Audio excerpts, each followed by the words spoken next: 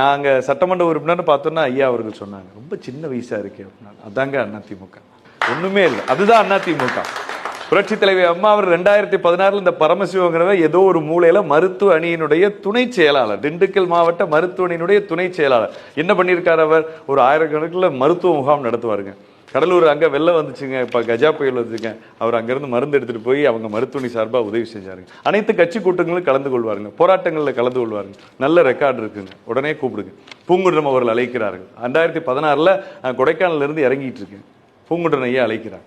புரட்சி தலைவர் அம்மா அவர்கள் நாளை காலை உங்களுக்கு அப்பாயின்மெண்ட், உடனடியாக வர வேண்டும். நாங்கள் சீட்டை கட்டிட்டு எப்படி இருந்தாலும் கிடைக்குமோ கிடைக்காதோ நாங்கள் போயிட்டோம். மலைக்கு ஒரு சின்ன வேலையாக ஜிஹெச்சில், கொடைக்கானல் ஜிஹெச்சில் ஒரு போஸ்ட்மார்ட்டம், அதுக்காக அங்கே போயிட்டோம். ஆனால் அந்த அழைப்பு வருகின்ற பொழுது புரட்சி தலைவர் அம்மாவை அடுத்த நாள் சந்திக்கிறோம். யாருக்கும் கிடைத்தராத வாய்ப்பு, வெற்றி பெறுவீர்கள் நிச்சயமாக.